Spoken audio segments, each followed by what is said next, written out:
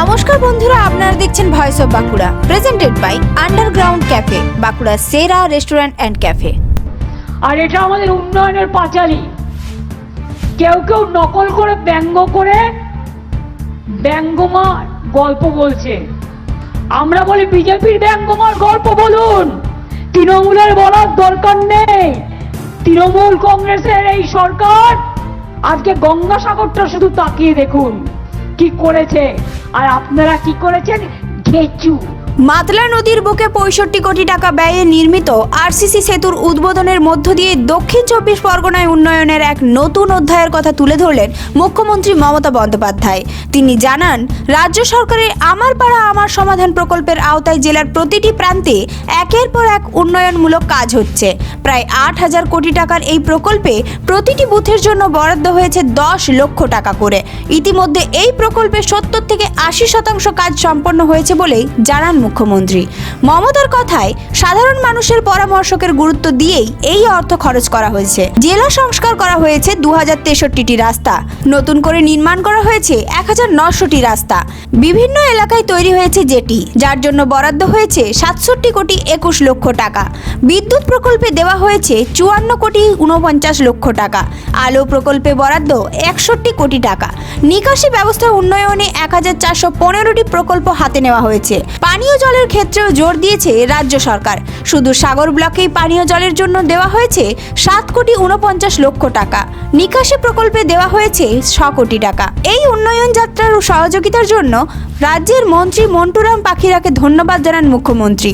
এরপরই বিজেপিকে কড়া ভাষায় আক্রমণ করেন মমতা বন্দ্যোপাধ্যায়। তিনি বলেন, যারা মিথ্যার ভিতের উপর দাঁড়িয়ে রাজনীতি করেন তাদের দিয়ে সত্যের কথা বলা যায় না।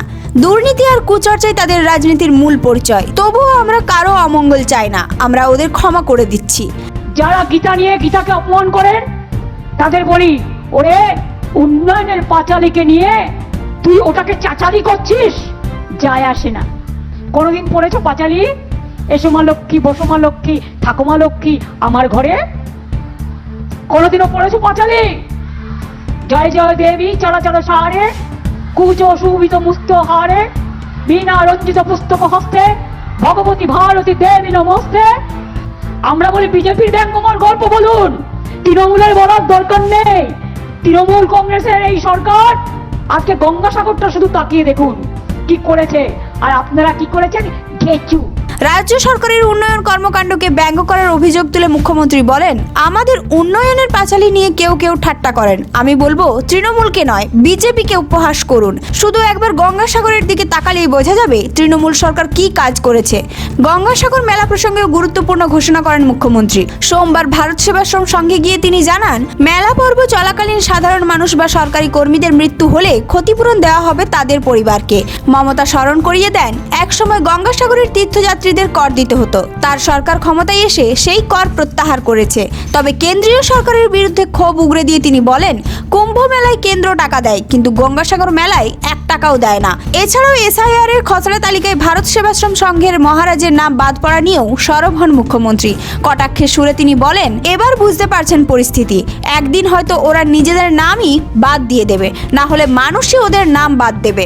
উন্নয়ন, ধর্মীয় ভাবাবেগ আর রাজনৈতিক বার্তা সব মিলিয়ে দক্ষিণ 24 পরগনার এই কর্মসূচি যে আগামী দিনে রাজ্যের রাজনীতিতে নতুন আলোচনা তৈরি করবে তা বলাই যায়। এই ধরনের গুরুত্বপূর্ণ খবর সবার আগে পেতে আমাদের চ্যানেলটি সাবস্ক্রাইব করুন আর ভিডিওটি শেয়ার করতে ভুলবেন না। আপনার মতামত কমেন্টে জানান আর লাইক শেয়ার করে ভয়েস অফ বাঁকুড়ার পাশে থাকুন।